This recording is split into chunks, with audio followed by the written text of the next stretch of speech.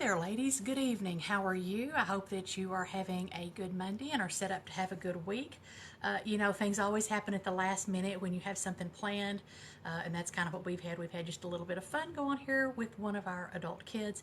Nothing serious, nothing major, but one thing I have learned is if there's anything that causes more frenzy than little kids, it's bigger kids. Anyway, that's not the topic of tonight's conversation anyway, or for tonight's topic. So I just wanted to pop in for a little bit and tell you about kind of an epiphany that I had this weekend and a really cool book that I read that led to the epiphany. Okay.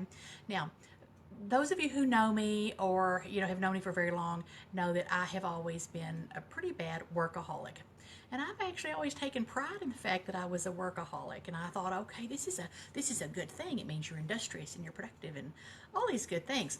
Well, this weekend I decided, actually not just this weekend, but I decided I need to take a look at my relationship with time and productivity and busyness and all of those kind of things as I'm doing some examining in my own life and all that. So this weekend I actually turned off the computer for a while, stepped away, and read a book that I had checked out from the library about, of course, productivity and time management. Yeah, ironic, I guess, isn't it? Even in my off time, that's what I want to read.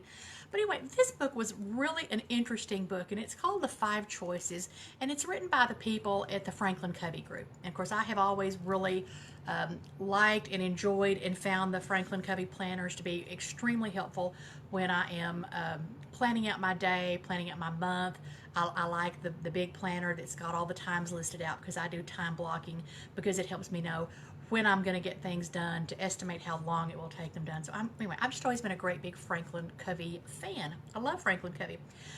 But as I was reading this weekend, I got to reading about the Eisenhower time matrix, and y'all are all familiar with this. It's gone by some different names, but basically, it's the one that's got the quadrants of, from urgent, not urgent to urgent, not important to important. And like I said, you've all seen this. This is not new. This is definitely not mine. I don't even try to take credit for this. But as I was reading this, I was reading about quadrant one. And quadrant one is the quadrant of necessity. And it's the quadrant where things are really, really urgent and really, really important. It's the quadrant of, oh gosh, for Pete's sake, holy cow, I've got to do it now because things have snuck up on me or people have piled things on my plate and now I've really got to get things done. So it's the quadrant of necessity and it's the quadrant of do it now. The epiphany I had was as I was reading through this book and reading about the Eisenhower matrix and how to use this to even help us be more productive and to manage our time, I came across some statements that made me go, oh crap, this is describing me. Because one of the things it asked in the book was, it said, are you someone who puts things on the list after you've done them just so you can cross them off? And of course, I kind of got to giggling because I have always done that, But the thing about it was it explained that if you're the type of person who does that, you're getting this little rush of dopamine to the brain that kind of activates the pleasure centers in your brain. And it's kind of like a little, I don't know, not maybe not a little drug high, but it's kind of like a little high, this little rush of pleasure that you wrote this down and you got to check it off because you get to feel good because you accomplished something, even though you'd already done it and you're just kind of doing something silly by writing it down. But as I read that, I really thought to myself, wow, this is really describing me. And it got to talking about that a lot of people with their time management get addicted to quadrant one, which is, of course, that quadrant of it's really important and it's really urgent, that quadrant of I've got to do it now, that they get addicted to that busy, busy, busy quadrant because of that little dopamine rush that they're getting. So I've been reading along with this for a little while, and I finally thought, okay, it's time. I had been up since about 4 o'clock that morning. I thought, I'm gonna just close my eyes and I'm gonna lay here and I'm just gonna think about this a little bit.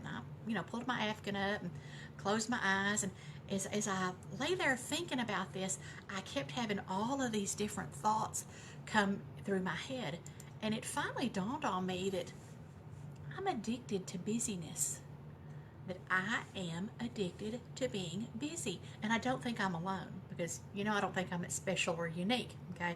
If it's something that I'm struggling with, that probably somebody else out there is struggling with too.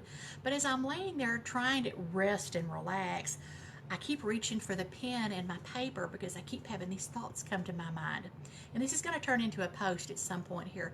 But for example, ask yourself if any of these fit you, because you also might be addicted to that feeling of being busy all the time. Okay, here's some things to ask yourself. Do you find it hard to just sit and relax? I definitely do. In fact, my husband has always said, you don't know how to relax. So anyway, that's one. Do you feel uncomfortable if your days and your hours are not planned? Yeah, well, that got me again too, because I thought, oh me, I like having my plan. I like knowing what I'm going to be doing. I like having a schedule. So that might need to tell me something about my relationship with time. Another one, would you be lost without your planner or your calendar? Now, my husband has always teased me and said that, Shelley, you can't go to the bathroom without your planner.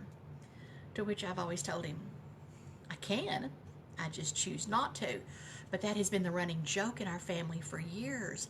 But it also made me think, oh my goodness, I am a little bit compulsive about the time and all that. So, do you multitask during your relaxation time?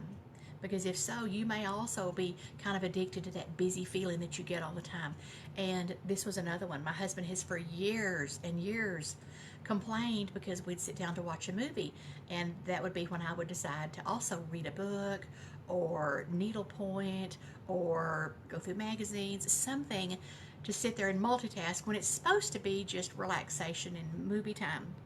So, are you someone who talks about the fact that time seems to pass more and more quickly all of the time? Do family or friends complain that even when you are with them that you're not really focused and that maybe you're not giving them 100% of your attention? Anyway, there's some others as well, but like I said, I sat there on the couch and all these thoughts going through my head, and I thought, really got to reevaluate this relationship with time. So once I got through with that, I read further in the book, and I think the Eisenhower Matrix is really an interesting thing. But I thought, okay, how can we apply this idea to getting organized and taking care of ourselves and juggling all the things that we want to do? And especially as we kind of begin to make this shift on taking care of those little things so that we can focus on the big stuff that we want to do. I read further in the book, and I came upon, and let me just explain real quick, just for a minute, for those who are not familiar, and I'm sure that most of you are, but you have this matrix that is from the unimportant to the important, and the not urgent to the urgent. And that quadrant one is that one I just described, that busy all the time, got to do it now, it's super important, got to hurry up for the deadline. And I think I'm addicted a little bit to being in this quadrant. Quadrant two is the quadrant of the most amount of productivity, highest productivity. This is taking charge, this is planning, I'm looking at my notes if you wondered, making a difference, getting the results, those long-term things that make the ultimate difference in your life towards the end, okay? This is where we want to spend our time. Quadrant three down here is the delegate. These are things that are, that need to be done, but they may not need to be done by you, okay? They're not particularly important, even though they usually are urgent. The thing is, they usually are important to somebody else and not necessarily important to us. Anyway, I'll talk more about that in just a minute. But these things have a negative return on investment. We end up doing things for other people. And then this quadrant four, this is the quadrant that it's not important and it's not urgent. This really is the quadrant where we really just need to dump these things and be through. These are the time wasters, the distractions, the thing we do for just escapism that's, that's really not helpful. Now, that doesn't mean that escape is the same thing as relaxation, because relaxation, planned relaxation to take care of ourselves so that we take care of our mental health and our physical health and we don't burn out, those kind of things. Those are important. Those actually, we need to be planning for those and make sure that we're incorporating those. So that's just a real brief overview of that. But as I read further in this book, I came across this little diagram that talked about how we really should be spending our time to get the most productivity and the most enjoyment out of life. And in this one, you see quadrant one, where I have been very guilty of living a little bit, is much smaller. Okay, and quadrant two is the big quadrant, okay, where we can spend most of our time, and that also helps to reduce the size of the quadrant three and quadrant four. But as I was going through this, though, I thought, okay, how do we apply this to taming our frenzy and taming things at home? And I'm going to go back over here to this little thing that I put it out. You can't see it, but I'm looking at my screen. Okay, for example, let's just take just the idea of meal planning, okay? Most of us probably don't just love to sit down and meal plan, but it is something we do so that we can, make our plans for the grocery store. Now, if we're living in quadrant two, and the reason it's important to live in quadrant two as much as possible, then we will sit down once a week or once a month or once a quarter and make our meal plan. And then each week we would go through any grocery ads that we need to. We'd make our list. We'd go to the grocery store. Then, a couple of days before or the day of, the morning of, pull meat out to thaw. In other words, we would have done all of our thinking about what we're going to feed the family so that we know when we get up in the morning what is going to be on the dinner table that night. Now, if we're not doing those things, then we are being pushed over here into quadrant one. And when we're pushed into quadrant one, we're left going, oh my goodness, it's 5 o'clock. The kids are hungry. The husband's hungry. Everybody's cranky. And I need to get people fed. And I have no clue what it is that we're going to have for dinner. This is where we end up driving through, McDonald's, ordering Chinese, having a pizza delivered, because we didn't go ahead and spend the time here making that dinner decision. We get pushed over into this quadrant, okay? Now, a lot of times also, I can't speak tonight. A lot of times, though, with meal planning, we get pushed into quadrant three sometimes too. This is where people come through and they say, Mom, would you remember to put, such and such on the grocery list? Now, if you have little kids that can't write or are not capable yet of doing that, then yeah, you're going to have to remember to write that on the grocery list. But if you've got bigger kids or you've got a husband at home, you don't need to get up and put this on the grocery list. That's where we can help make this quadrant work more effectively and plan by teaching people, okay, here's the grocery list, here's a pencil, you know how to write, go write it down. Don't expect Mom to remember it. And then number 4, we're not going to mess with that at all. But that's kind of how this little time matrix can apply to just that aspect of meal planning. And actually, there are a lot of other things in our home and in our life that we can spend the time here so that we don't end up with a big mess over here. For example, something that I have been thinking about for a long time, and I did a session in a conference about a year ago, is, are we the source of our own frenzy? And a lot of times we are the source of our own frenzy, primarily because we don't plan something ahead of time and it does become a last minute mess. For example, a lot of the things that we think sneak up on us and become emergencies are things that if we really sat down and thought about it, we can anticipate and know that they're going to happen at some point in time. For example, if you work outside the home and if you have younger kids, there's going to come a day when you get up and need to be at work for something important and a kid wakes up with a fever, or you're just headed out the door, the baby's up on your shoulder and the backpack is slung over the other shoulder, and what happens? Of course, the baby throws up or something, and you're left in a mess. And if you have not thought ahead of time to think, okay, what are going to be my emergency plans? What am I going to do in that situation? Do I have a backup at work? Do I have a backup babysitter? What am I going to do? But the planning that we do in quadrant 2 will help keep that from being such a great big mess at the moment. Okay. Another thing that can a lot of times happen is things around the house. For example, when we lived in Fort Worth, we had an older home that had a lot of great big trees, and unfortunately it was not uncommon to have toilets get plugged up, sewers plugged up because of the roots and things. And so, that's something that even if you have a new home, at some point they're in a mess and toilets are going to run over, a kid's going to try to flush the rubber ducky down the toilet, or something's going to happen, usually at the worst time. But knowing that and anticipating it, we can make sure that we've got, plungers and the things that we need so that we're not then, one of the kids comes in and says, Mom, the toilet's overflowing. And then we're not running around like a chicken with our head cut off thinking, oh my goodness, where's the stuff? Okay. The other thing we can do is, if our kids are big enough, is teach them how to turn the water off. In other words, by thinking through the things that might happen, that are probably going to happen at some point, we can spend less time over here because we have taken the time to anticipate those problems, plan for them, teach other people what needs to be done, have the backup plans, the emergency plans, so that when those things happen, because they're going to, we're not, in a total great big mess.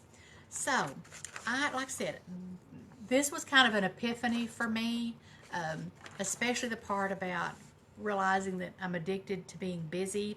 And so, just full confession here, since that is the case, I have sat down also this weekend to reevaluate my work schedule and my ideal week and my ideal day, assuming that ideal always goes, but to help revamp those things to a more realistic work schedule and workflow, so that I am not burning myself out all the time. Because I think as women, that's something that we're bad about. We feel like we've got to do all these things. We've been socially conditioned that we do things for the husband and for the parents and for the kids and for the boss and all of those things. And that, let's be honest, a lot of times our self-worth, our feeling of, you know, we get our kudos and we get our atta girls from doing all those things and from checking things off the list, even if it means sometimes that we have already done something and then we go to our list and we write it down and we check it off. So anyway, that's something I'm going to work on, and something that I would encourage you to think about as well. So I just wanted to pop in for a little bit and share that information. Again, if you're interested in the book, it was a very good book. I'd highly recommend it, called The 5 Choices, but the Franklin Covey people. I'm sure you could find this at your library. It was an excellent read if time management and productivity is something that you are struggling with, or just something that you want to improve at, especially as you are thinking about what big thing you want to do with your life, and that you are getting your life and your house organized and streamlined so that you have time and mental space and energy to work on that big thing. It's a very helpful book. Anyway, that's all I had for this evening. I just wanted to pop in for a little bit and share that with you. I hope that you have had a great Monday, that you are set for a great week. I thank you for sharing a little bit of your time with me, and I will see you later. Bye.